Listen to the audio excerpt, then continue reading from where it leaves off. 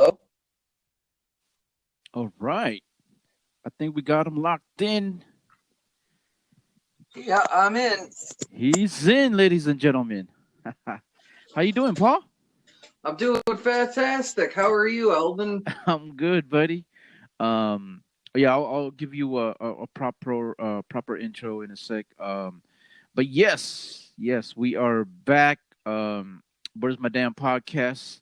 Yes, that's that is the name. Thank you to all the people that's tuning in. We appreciate you. Shout out to Anchor. Yeah, man.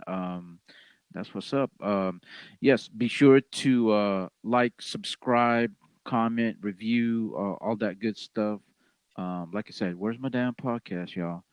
Ladies and gentlemen, we're not gonna waste too much time, but I got a very special guest on the line. I met him on Zoom, all the various Zoom shows. He's a fellow comedian and also a magician. So we definitely we're gonna get into that, and we're gonna have some fun. So without any further ado, um, oh wait a minute. Yes, and as for me, my name is Elvin Maglinte. Yes, that's right. Your host with the most, y'all. Um, but let's do this. Like I said, without further ado, I got a fellow comedian on the line slash magician. Ladies and gentlemen, give it up for Paul Kilmer. How you doing? Yes, there you go. um, what's up, Paul? How's your day going so far, man? It's good. It's a normal slow Monday. Monday is sort of my organization day. Yeah. You know, uh, you know the life. Open mics, shows. Mm-hmm. I just scheduled my COVID shot, which was a nightmare, but I got it done. All right. Are you on the second one or first one? I'm on the first one Okay. because it just rolled out like maybe a week ago that people they just rolled out the 16 and older. Yeah. Uh, I'm 38 and I missed the last one by 2 years. So Okay. um, but I'm gonna be starting to do live shows again, and I want to make sure I have my little card that says I'm okay to perform. Right. So Hey, that's what's up, Paul. I mean, that's good on your part. I know a lot of people are really iffy about that kind of thing. Like I've gotten my shot, both of them. So, um, we'll see, man. We'll see. I mean, it's something that something for the good that is needed to combat um this whole issue with the COVID, obviously. But it is what it is, man. We're not gonna get too political on here. We're just gonna have some yeah, fun, man. Uh, but yeah. I mean, just a little fun fact for the people that's listening out there. And uh, uh, Paul, I met Paul on Zoom, and this was sometime last year when I first got started. Uh, I got started right around July with the whole Zoom thing, and I maybe met you not too long after. I forget which Zoom show, but I met you on there. Man, a lot of people enjoy Paul's comedic style, and also along with it with the whole magic thing, which we're definitely going to get into that. And I mean, I'm always I've been watching your stuff. I'm a fan of yours, and uh, I appreciate your comedy style, and and everyone likes you, loves you, man. You seem to get a lot of positive feedback from a lot of the comedians. I try to be the nicest guy I can be because I never know where my next opportunity is going to come. Being a comedy magician is interesting because you get either recognized for one or the other. Mm-hmm. To be recognized for being a well-rounded comedy magician, Yeah. and I really love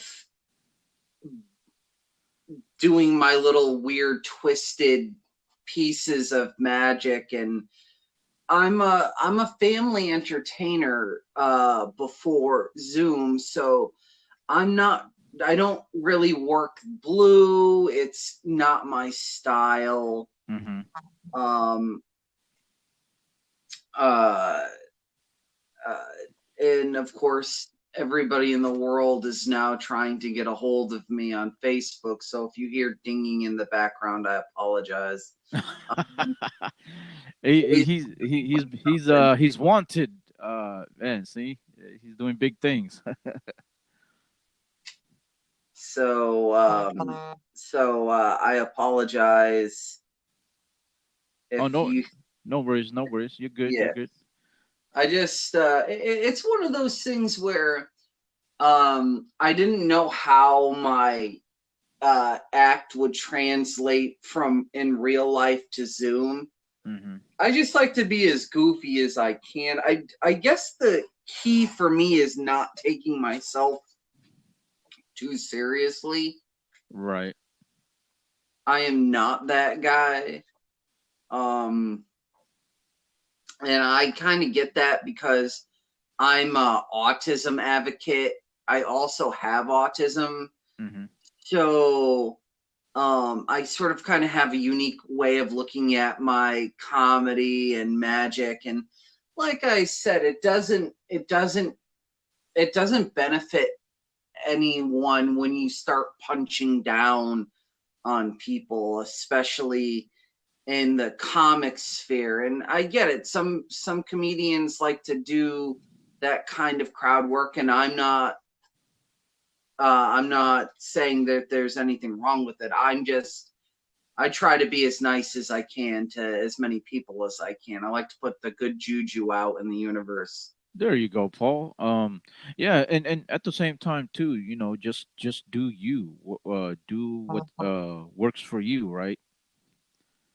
Mm, Um, yeah, cause I had a conversation with I was at an open mic last night with a fellow comedian, and um we're just kind of basically talking about the same thing, more or less. I mean, as far as finding your footing, finding your voice, and just not trying to be someone else, just yeah, kind of like be yourself, just do you, kind of yeah. thing. Yeah. Because I think the best comedy comes from your life experiences. Like, I have a lot of really funny, awkward stories because I have autism. Now, I have the I have autism, so I don't know when I'm necessarily being autistic. Mm-hmm. So um, I try to be as flexible as I can. Um, uh, I think it does come from your life experience. It depends on where you come up from, Yeah. and I think that's when you can always tell when somebody's being unnatural, and I think that's when people run into difficult situations in their comedy. Mm-hmm. Yeah. You Yeah. can, No, definitely. Well, cause like for me, I'm visually impaired, yeah, and um, lot of times, and you know what, you will find a lot of people on Zoom. I met a few of them with different disabilities, and that's Yeah. pretty cool. Like, and then it kind of runs the gamut as well. You got different ages. You got like Yeah. people that are in their 60s and 70s doing Yeah. comedy. But yeah, I've run into people with different disabilities. From now, as far as for me, like being on there, I haven't met another blind person on there, Yeah. but um but yeah, like you said, life experience. I try to put that in my stand up. I mean, it's kind of not hard to do. Like you got to you got to put that out there, and Yeah. because it's a part of you, and like you said, you're you have autism, right? Is that correct? Yeah. Okay. Yeah. And yeah, I mean, it's rightfully so. I mean, you got to definitely include that in there. And a lot of times when people find out I have autism, they, it's like I tell people I'm autistic, and one of the things that people do, it's like, oh, you're so high functioning. Mm-hmm. And um, for me, I'm kind of like, oh, hey, thanks for dismissing my entire uh, life experience, because what I'm doing is I'm projecting a persona when I perform. And I never want to come off as me using my disability as a crutch. Right. Yeah. No, I So, understand that. Yeah, I feel you on that. Yeah. and mental like healthcare in mental health and mindfulness, and it's very important, and it's so not talked about enough Mm-hmm. in anywhere. Right. Like it's like Desiree Walsh. She is a comedian that's in a wheelchair, and it's a breath of fresh air. Because what I like about you, Elvin, is that it's like you say you're visually impaired, but you have so much confidence when you perform that it you have the ability to make it accessible. Like now you have you're like, if you ever wanted to know this and that, and your ability to make it funny without making people feel uncomfortable. Mm-hmm. Yeah. Yeah. No, thank you, Paul. I appreciate it. Appreciate that. Yeah, no, definitely. Desiree Walsh. She's well known on Zoom as well. I had her on the podcast, and yeah, she like many others. She's doing her thing. Like you mentioned. You as far as like being confident about your disability or impairment, uh, and not trying to make people uncomfortable, Yeah. and it translate um when you're being authentic, when you're doing stand up or some type of performance. I mean that's the only way. I mean like uh if you're trying to be not authentic, it's definitely going to show, and it's not going to go well. No, and I often feel that like new performers, they often they're trying to emulate people, and it's really, for me, the whole comedy experience was always trying to find who I am as a person.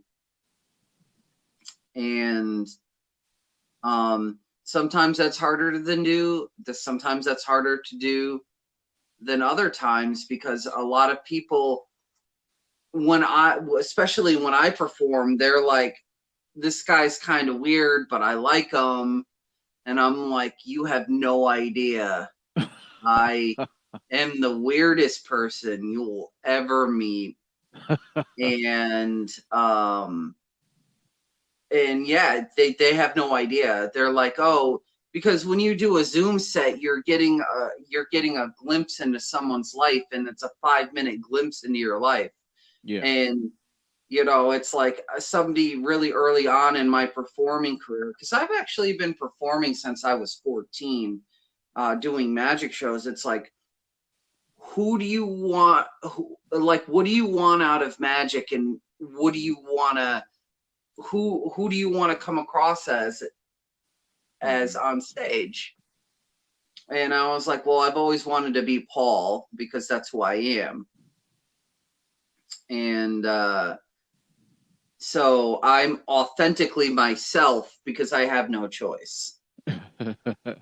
Yeah, man, that's awesome. You know what? Let's start from the beginning. But we'll Yeah. definitely get into some more of that discussion a little bit later. If we have time in the show, but let's start from the beginning, man. How did you get started in comedy, and what brought on you, like you just said, you started doing magic at the age of 14. uh yeah, like how did you incorporate the two, or when did you, which one did you do first, and then how did that uh two blend in together down the line? That's a fantastic question because I actually never wanted to be a magician. Mm, Um, playing cards has manipulating playing cards has always been a way for me to lower my anxiety. And my grandfather, when I was 9, showed me how to do a couple of not magic tricks but stunts with cards, and that was eBay, by the way.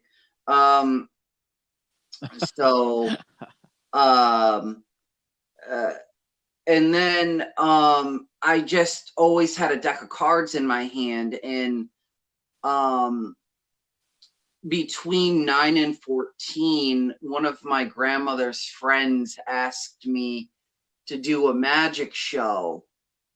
And I mm-hmm. did, and it was weird and awkward. And I only knew how to do one trick, but I didn't know how to say no to people.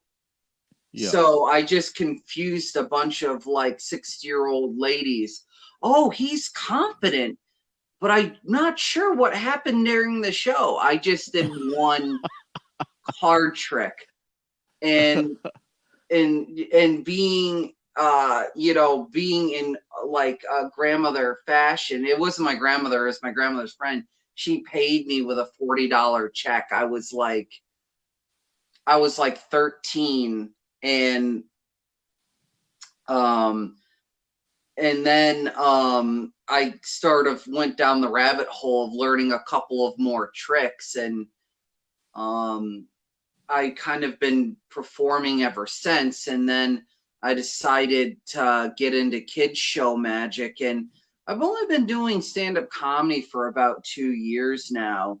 And it was Okay. very important that I could do the comedy without the magic. So for the first 3 months of me doing comedy, and this was in real life because this is before COVID, Yes. um, it was very important for me to do that. So, but because I'm always kind of playing with something, and when I'm on stage to mitigate the nerves, I just did a whole set while manipulating a deck of cards, and people were like, I didn't know you were a comedy magician.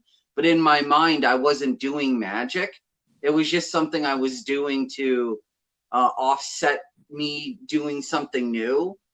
So I've never ever wanted to do comedy magic. It's just something I do now. And Wow.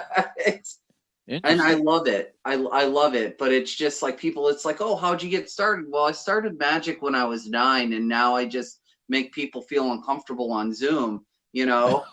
you you never know how a bit's gonna do until you do it. So, you know, not all the bits I do are winners, but I've been blessed with, I guess, good timing, so to speak. So I'm able to like get through a set, um, because I have a background in physical comedy because I teach physical comedy and improv at my local YMCA.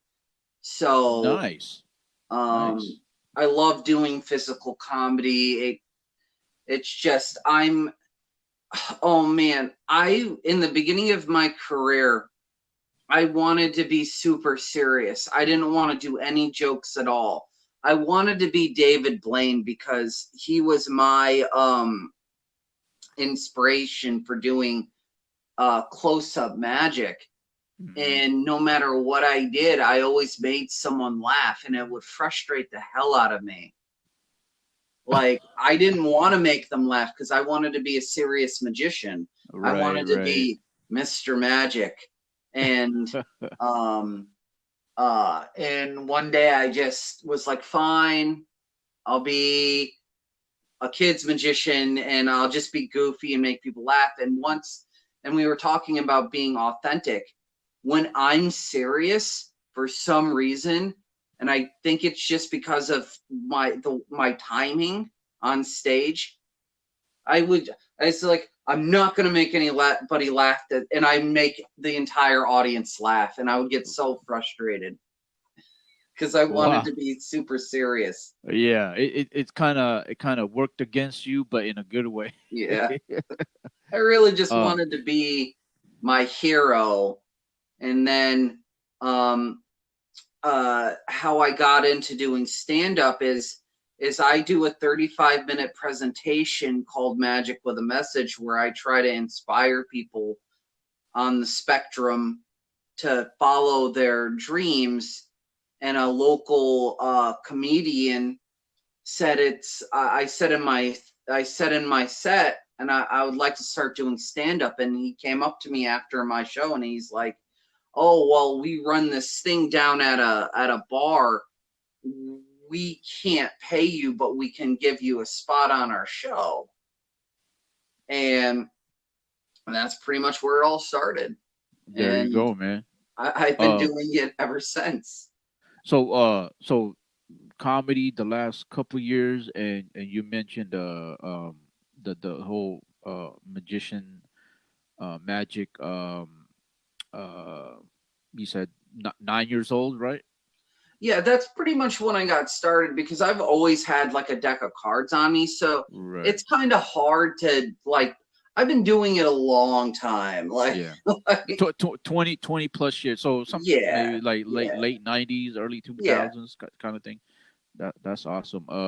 Now, okay, with the comedy thing, like, um, are there? I don't even know. I haven't really looked into it. Actually, I know another out here locally in town. I know a comedian that started out doing magic, and I thought that was very interesting. Like, are there any like comedian magicians that are out there that we know of? Yeah, It, you got guys like the amazing Jonathan, who's like one of my inspirations. He's been doing it since the 80s and he's had TV shows. He's one of mine. We have a lot of local guys around me that do mhm, comedy magic. Um, it's just but the amazing Jonathan, a lot of the comedy magicians are actually from the mhm, past. There's a guy named Tommy Cooper who did um, uh, comedy magic in England in the 50s to 60s and the 70s before he passed away. Um, and he's again that individual is sort of like a hero of mine. because most of my inspiration for comedy comes from people like silent film stars like Buster Keaton and Harold Lloyd and the Three Stooges. Those guys I really like. But yeah, I mean, you know, a lot of people make this distinction that comedy and magic are two different things, and they are, but we're all trying to entertain an audience. And that's where it's the same. You're still using showmanship, you're still on a stage. Yeah. It's kind of the same under the same umbrella, so to speak. Yeah. Yeah. Yeah, no, that's awesome. And you're originally I forgot to mention this. You're out in the East Coast, right? Where exactly in the East Coast? It's a place called New England. It's called Connecticut. We're the insurance capital of the world. I don't know if that's still a thing, but they call us the nutmeg state. We have the distinction of inventing pumpkin spice, which I constantly am apologizing for.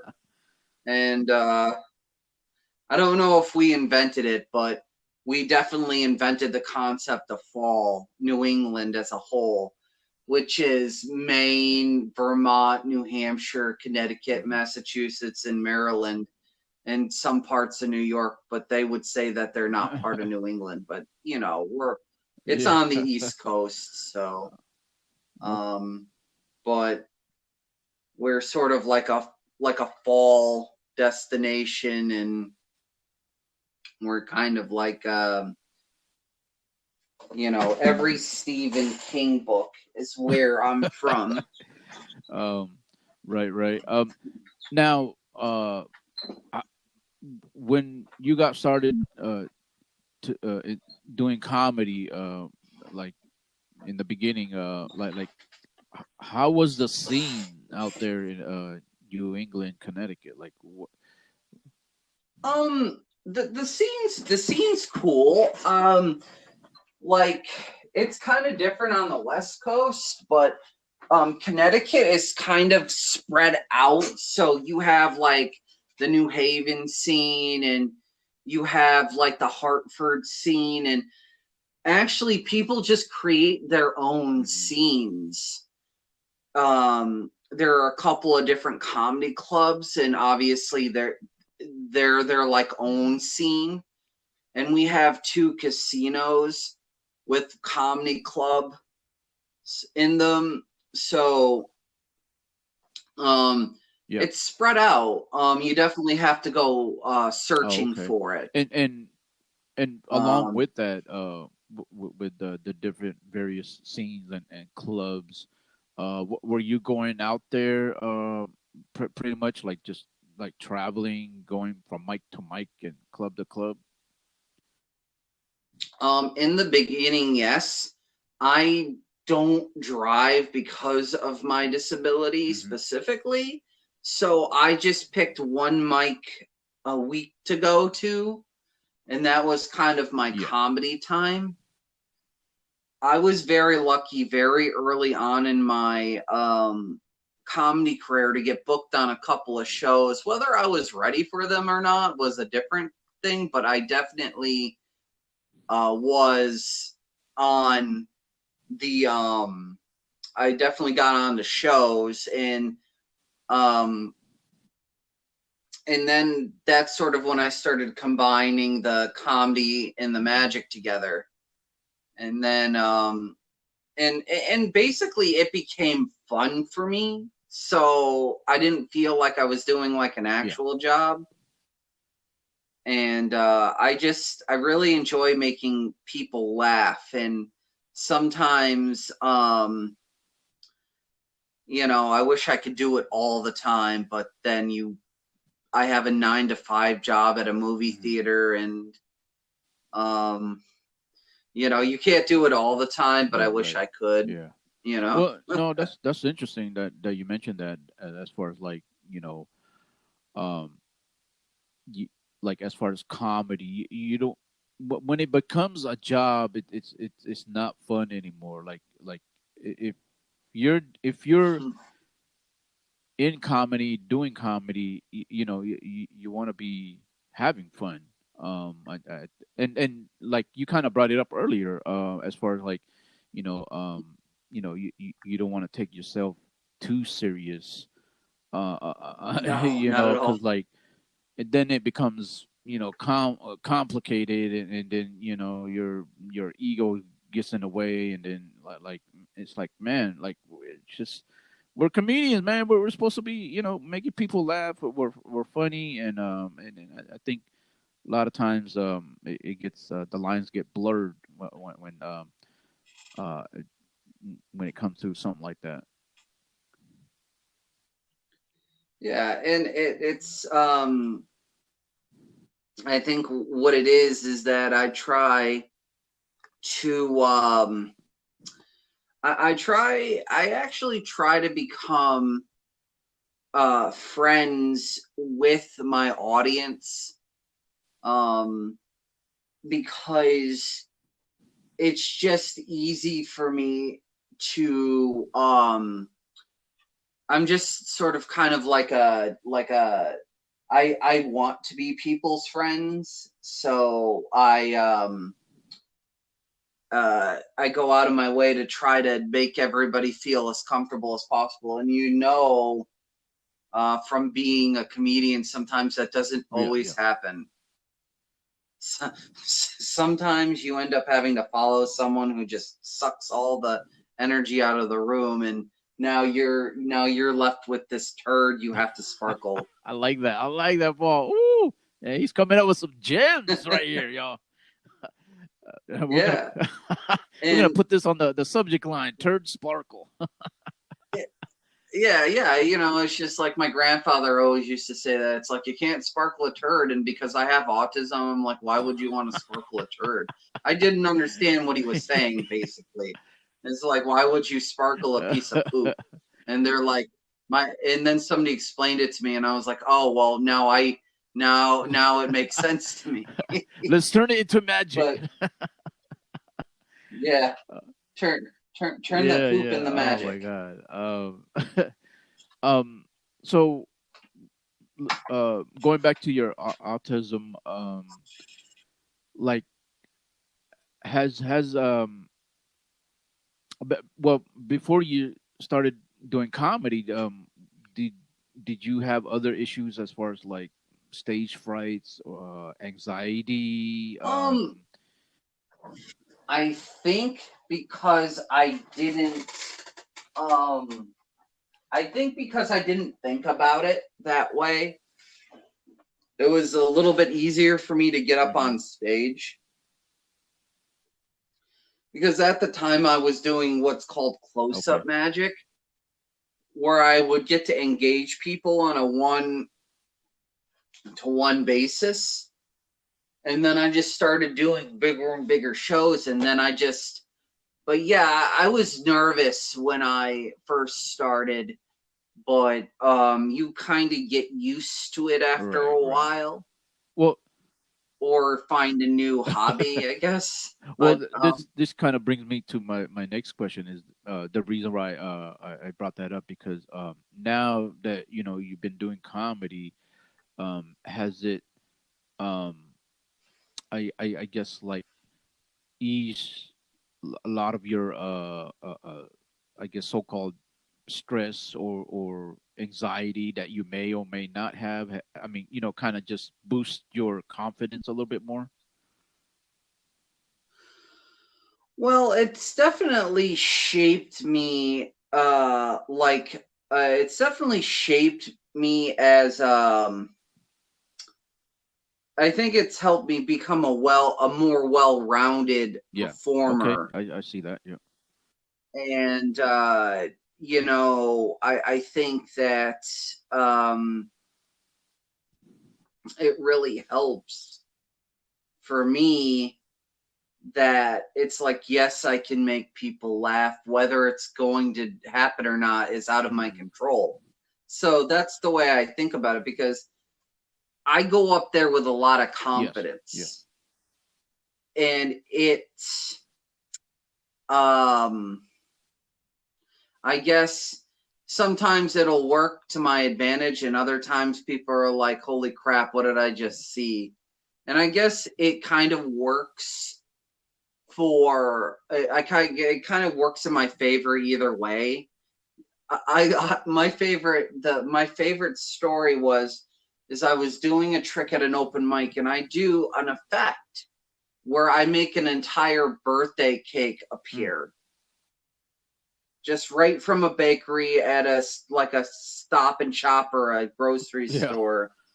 And the story behind it is that sometimes people will order a cake and not pick it up, and you can go in and get it for like $3 because they're just going to throw it in the garbage.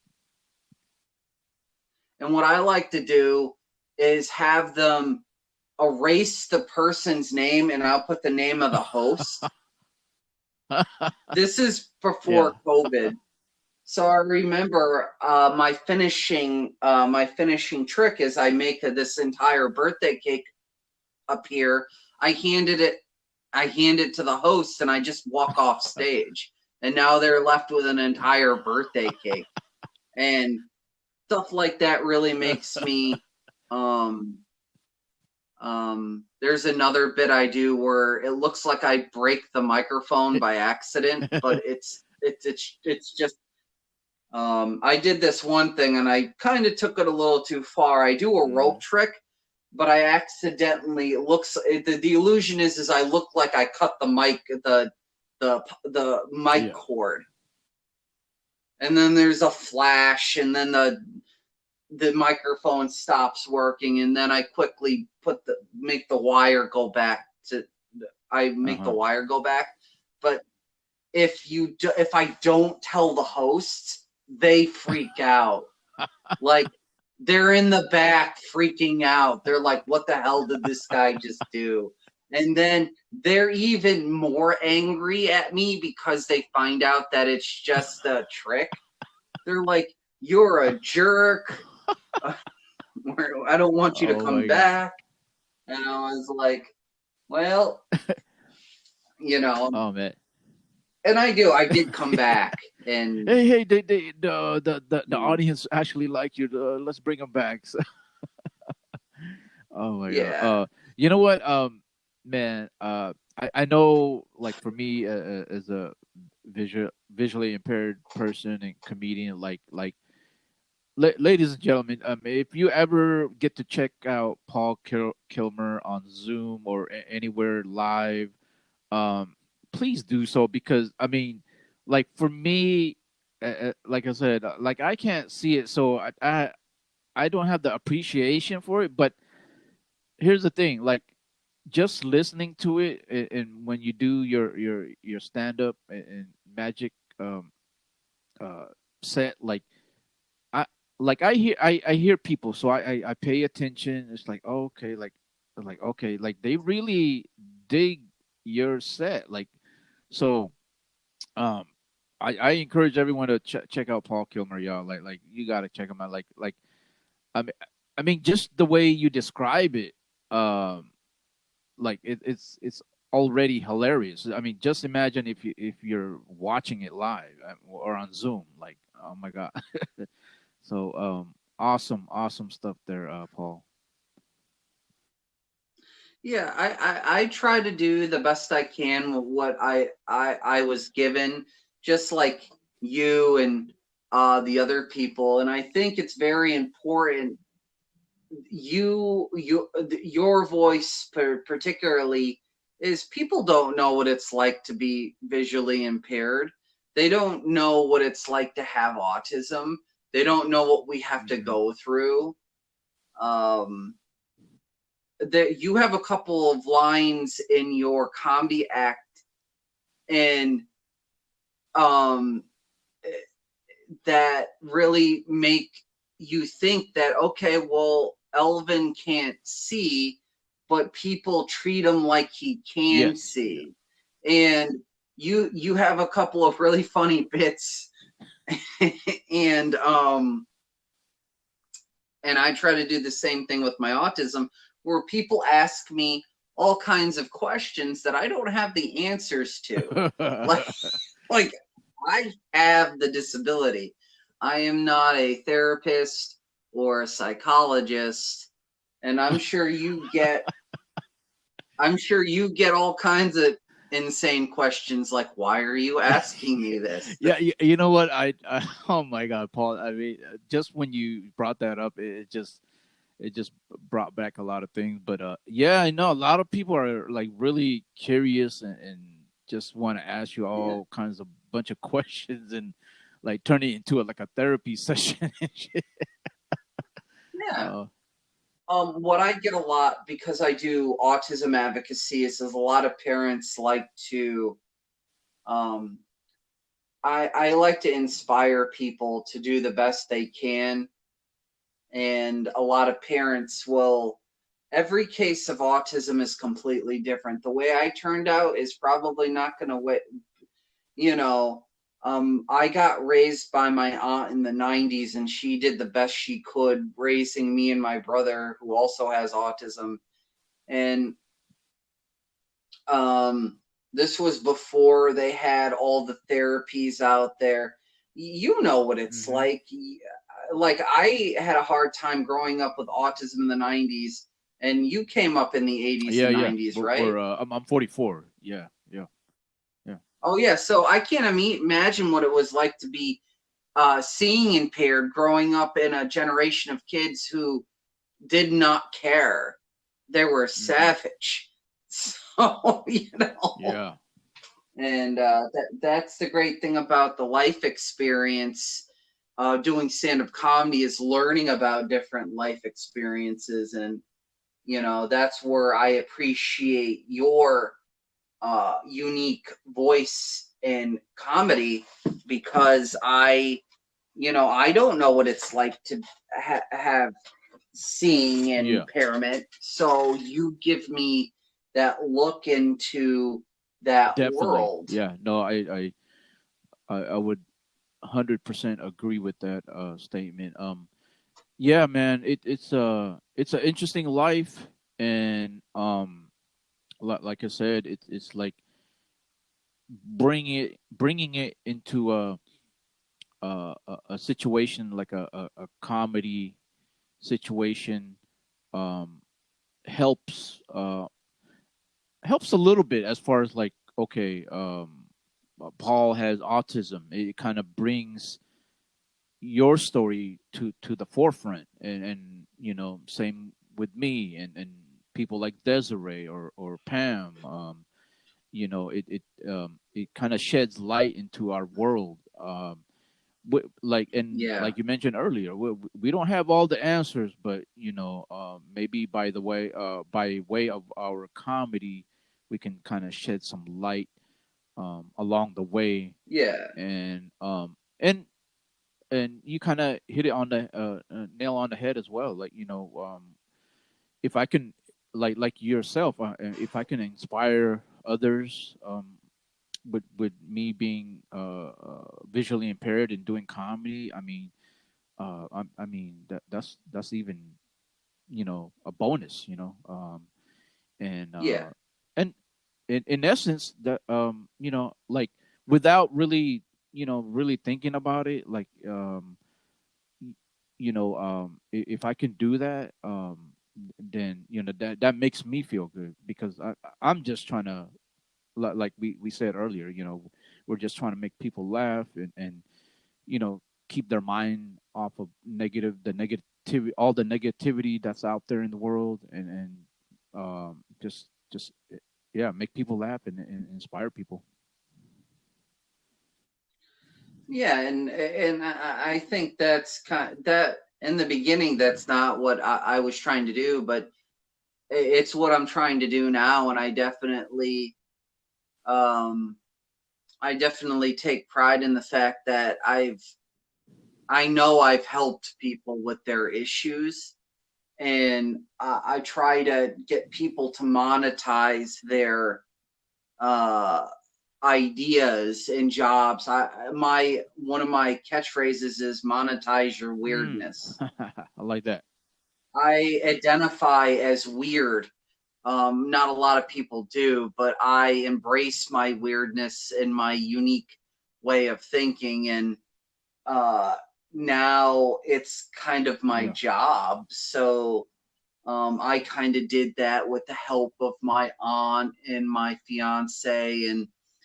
And there's a long list of people that, you know, I always tell people one of the biggest questions I get when I go into high school is what's life like after high school, because high school really Mm. sucks. And I always tell people you will find your Hmm. tribe. You will find the group of people who love and respect you for who you are. And if you don't find it in high school, and I blow kids, I like seniors in high school, I blow their mind because I tell them, yeah, when you get into college, no one cares about who you Hmm. are. They don't care. You're paying for your education. Everybody's unhappy. That's what I, and they're like, really? And I said, yeah, you're there and you're in a class and you're an adult. You're not a kid anymore. And you, you know, you know, make the most out of this time, because come next year you're going to be paying for your Hmm. school. And teachers love it when I do that bit, because it's true. You will find your tribe, you will find the group of people that will help you, because I certainly didn't get to where I am all by Hmm. myself. And I sort of have like a comedy tribe and I have a magic tribe, and you find these groups of people who are there to support you, and that's very Yeah. important, because sometimes comedians are not the most supportive people in the world, but I'm lucky to know some really Right. Right. um s- yeah, like guys like Brian Barganier and his wife Kate, and um Brianna Woodward, and all these guys who've really helped me in my career, and you know really just helped me organize my Yeah. comedy. But everybody has people, everybody has a tribe, and you start out with your family and then it branches out from there. But yeah, it's Yeah. you Definitely. know I forgot what the Oh, question yeah. was, No. No but worries. you know um. You know what? This kind of reminds me. Uh. Like you're doing comedy, and it like we're. I mean, like you said, there's people that are supportive. Like in you know you doing your stuff, and then at the same time, a lot of times, comedians or people in comedy are it's rough out there a lot of times. yeah, It can be competitive, and then a lot of times people yeah, may not support you and what you do. But um yeah. like with you having autism, did you find yourself sometime like, okay, I'm doing comedy, I have autism, like I were there other people with autism that um were doing comedy, or no? Is it limited, or like? Yeah. There is like Juliana Chang. Um, she's big on Zoom, and there's a small community of us, and it's really nice. And Yeah. Well, so, because the thing, yeah, I the reason why I brought that up, because like with me doing comedy as a visually impaired person, I don't have especially out here, there's really like no other blind person that's doing like there's people with mhm, disability, like um in wheelchairs, uh like yeah, like other disability, like Nina G. She I don't know if you're familiar with her. She's out here in the, I believe, in the Bay Area, and but well known comedian, and she has I believe a stuttering disability or something, and Oh, yeah, Nina. Nina. Hmm. And but as a blind person, um like I there's no other blind person, and so I guess kind of like to really break it down, like wow, like I don't really have anyone to turn to, like as far as maybe seeking advice. um I've met a lot of great comedians and fellow comedians that you know are doing comedy along with some of the people that I know locally, and then in and throughout comedy. But you know what I'm saying, like there's no one really that I can turn to, or like relate, I guess, so to speak. I don't know if that makes sense, Paul, but Yeah. No, no, that makes sense. I guess my advice to you would create your own circle. Like it'll start with you, but then you might inspire somebody else who is visually impaired, um, or somebody else who might have a disability. Create a group. Create like an online local comedians with disabilities hmm group. You know, that's what I kind of did for a long time. Is I basically went out there and created my own yeah, little group. You know, and it's just like we're all in it together. But yeah, sometimes you like you might have to create your own, because um I've had the opportunity of working with several small children in my time as a magician, and some of them are actually like full-time magicians now, nice. and from time to time. And it's really nice because you know we I think as performers sometimes lose sight of the impact we really have on people. And for me as a kids magician, I love doing kids magic because I'm almost always the first magician these kids ever see in their life. And it's actually a huge responsibility because if you do your job wrong, this person is going to hate magicians. And you know as well as I do, doing comedy, there are people out there who love going to comedy shows, but they have one bad experience with a comedian and hmm stop um they stop loving comedy, and it is all because of the judgment call of Right, that right. comedian. So we have a huge responsibility to our audience to um, do our jobs and make them laugh, and sort of, you know, because parents pay me, they pay me to come into their house and entertain their families and friends, and that's a huge responsibility. They're giving me a lot of Right, right. trust. Yeah. And it's kind of like when a booker hires you and they put that cash in your hand, and now you have to go up Yeah, you there and got to follow deliver, through on that you know? promise, so to speak. Yeah, yeah.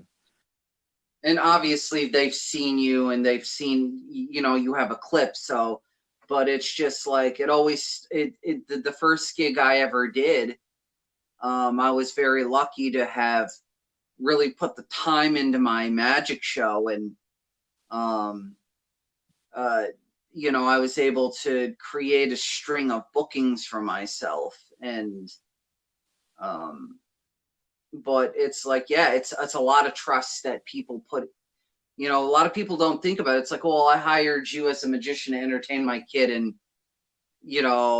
something happened, and it can be very stressful. hmm You know, but yeah, I hope that Yeah. answered your No, no, question. no. I Uh, appreciate that, Paul, because yeah, no, I definitely thought about that as far as because here's the thing, like would because I know there's blind comedians out there. I'm not the first yeah, nor the last, and you know, it's I've heard about them, but Yeah. you know what I'm saying, like there's really I haven't seen anything um like to where I can maybe network or connect with those people on that level. Yeah. But definitely no, I appreciate the feedback. Maybe I'll definitely look into it more, and like you said, inspire maybe other young blind comedians. And I work with a nonprofit organization out here, and maybe I can look into that sometime in the future. Because a lot of times, you know, like me being a blind comic, like, you know, I don't think of it as uh um putting myself on a pedestal kind of thing. Like I have Yeah. like I'm humble. Like I try to be humble, and Mhm. you know, a lot of times, like, you know, maybe I should push myself out there more, and then um you know, create some dialogue with other blind people, as far as, you know, if they were to ever get into this type of field, you know. But yeah, yeah, definitely I appreciate the feedback. I can, you know, down the line maybe do uh um something with that. One of the things that one of the things that I once mentored a young man who had Tourette syndrome, Mm, and his parents thought it would be cool if I taught him how to do some card tricks. And he had a very severe case of it, and me and him worked every Sunday at Starbucks for a year. And this is one of the, success stories. Now, he didn't grow up to be a professional magician, but I know, me being there and also having a disability, I was able to help him mitigate some of the fears, and me and him broke stigma, because he's like, oh, the parents, I do all of my magic lessons at the Starbucks in my town. hmm.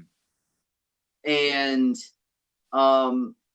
if you know anything about Tourette syndromes, it's not like how it is in the movies or portrayed in media.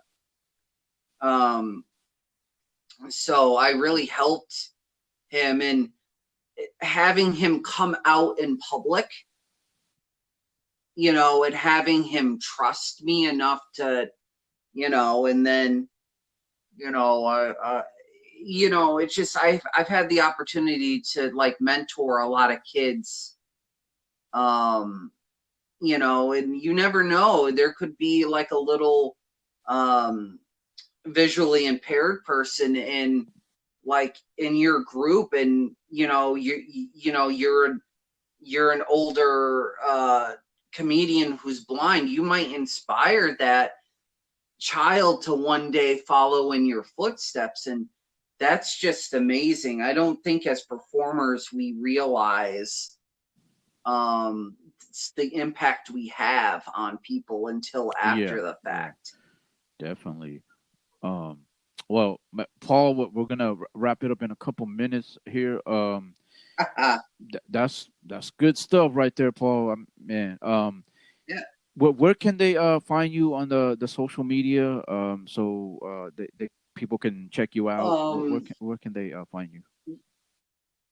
You can find me at my Venmo at Paul Kilmer too. I'm just kidding. You can find me at my Instagram, Paul Kilmer 5, and then at Paul Kilmer on Facebook for any booking information. I'm pretty responsive There you go. because I'm a Check millennial. them out. Che, So, after this, I'm gonna follow them on Instagram. I don't know if we're friends on Instagram. We're definitely friends on Facebook, but yeah. oh yeah, But yeah, definitely. I'm definitely gonna do it. Anywhere else? Is that pretty much it? I try to do one platform at a time. Um, I'm still trying to figure out how to work my Hmm. Gmail, so you know, we're gonna take it one step slow. at a time. There it is. Yeah, you heard it first.